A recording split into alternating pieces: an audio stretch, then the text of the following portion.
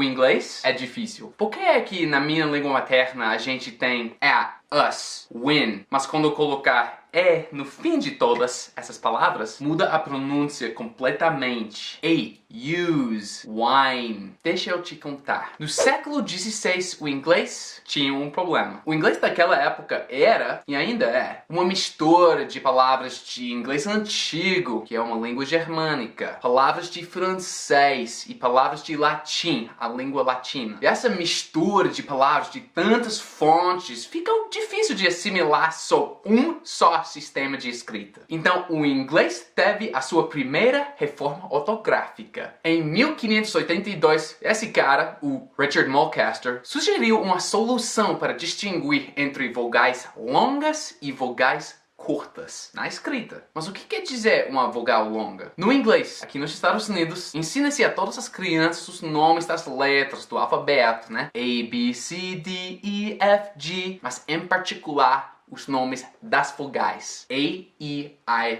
O, U. Where the vowels A, E, I, O, U and sometimes Y. And sometimes Y. Aquilo quase gruda na cabeça de criança. A, E, I, O, U. A, E, I, O, U. Repete comigo porque vai ser muito importante para você nessa lição. A, E, I, O, U. A, E, I, O, U. Ensina-se para crianças que quando uma vogal fala o próprio nome, quando diz o próprio nome dentro de uma palavra, isso é uma vogal longa. A long vowel. Por exemplo, na palavra made, vogal A aqui fala o próprio nome A na palavra. A, made, made. A mesma coisa acontece com a palavra bite. O vogal I fala o próprio nome. A-E-I. Bite, bite. Ou com a palavra hope. A-E-I-O. Hope. O O aqui é uma vogal longa. Hope. No outro lado, quando uma vogal não fala o próprio nome dentro de uma palavra, crianças aprendem que isso é uma vogal curta. A, E, I, O, A. A, E, I, O, A. Na palavra can, por exemplo. Can é uma vogal curta, porque não se pronuncia can, falando o nome da vogal. Can. Cloth. Cloth. O, não é cloth. A-E-I-O. É O. Cloth. Vogal curta. E hug. Abraço. Hug. Vogal curta. Não é hug. É hug. A curta. Então, a questão principal para aprender inglês é como saber se uma vogal seja longa ou curta quando vê uma palavra pela primeira vez no inglês. Primeiro, vamos falar sobre uma reforma ortográfica da língua portuguesa em 1911. A reforma ortográfica do Gonçalves Viana. Foi aquela reforma que marcou a regra no português que tem que ter acento sobre uma vogal quando a ênfase da palavra não fica na posição normal. O exemplo clássico de sabia, que torna-se sábia, ou sabiá, dependendo da posição do acento. Foi naquela reforma também quando foi fixo o uso do circunflexo no português, marcando para sempre a diferença entre a fivela da avó e o chapéu do avô. E também fazendo com que ficasse possível para galinhas pedirem café em Minas Gerais.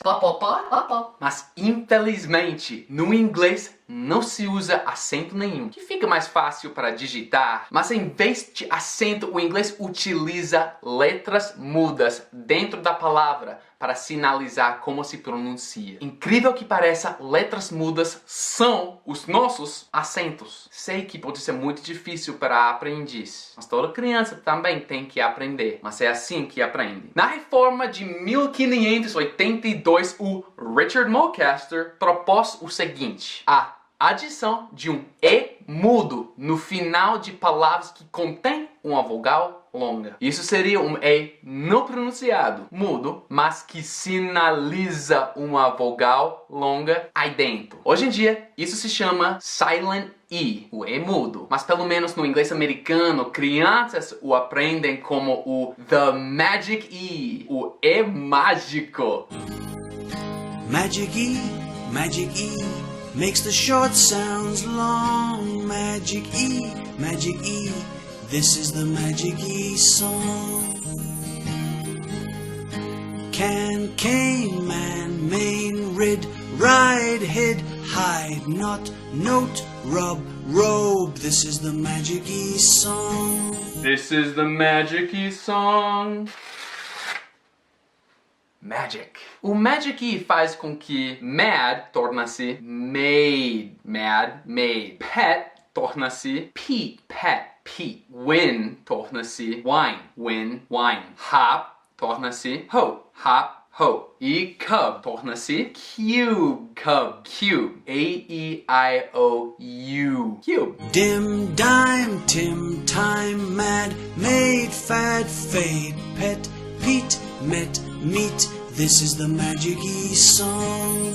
Isso também é a razão que o U de cut e cute tem pronúncias diferentes, e também é a razão que culture não se pronuncia culture, porque não tem E aqui, depois do L. Eu uso esse erro muito vindo da boca de brasileiro. Culture, pronunciando da mesma forma como a palavra cute, mas não é assim. Tem o mesmo som quanto na palavra cut. Cut, culture, cute. O Magic-E funciona em palavras curtinhas. At, ate. Us, use. E até mesmo funciona em palavras um pouco mais complexos, como quit, quite, ou também whip, que torna-se wipe, só que a gente tem que tirar o H. Wipe away the H. Wipe. De fato, a regra do Magic-E é tão forte no inglês que até mesmo palavras bem novas, como a palavra bike, tem esse Magic-E. O E mudo, mesmo não tendo uma razão histórica para ter esse Magic-E para sinalizar a vogal longa. De fato, a regra do Magic-E é tão forte no inglês que até mesmo dá para adivinhar a pronúncia de palavras fictícias, imaginárias, falsas, fingidas, fake words. Por exemplo, o nome Ron, tipo o cara do Harry Potter. Isso existe no inglês, com a pronúncia Ron. O que não existe é essa palavra com o E no fim, mas 99,9% de nativos da língua inglesa ia pronunciar essa fake word, palavra imaginária, como Ron, porque segue a regra do Magic-E. Ron, Ron. E a gente poderia fazer o oposto também. Existe, claro, a palavra phone no inglês. Mas se tirar o Magic-E, essa palavra não existe, mas, mais uma vez, 99% de nativos iam pronunciar essa palavra como fun, seguindo a regra do Magic-E. Phone, fun. O Magic-E também pode mudar a pronúncia de palavras com C ou G no fim. A palavra Mac, por exemplo, que brasileiro pronuncia Mac, McDonald's. No inglês, Mac. Quando colocar o Magic-E, o C duro torna-se um C suave. Mace. The hard C becomes a soft C. Mac, mace. Ou hug. O Magic-E torna o hard G um soft G. Huge. Hug. Huge. Altera a vogal e a consoante. Com o TH, a gente tem TH não vozeada, tipo e vozeada, que é a diferença sendo que dá para sentir a vibração da garganta com vozeada. Versus não vozeada. Nos substantivos cloth e breath, o TH não é vozeado não. Cloth, breath.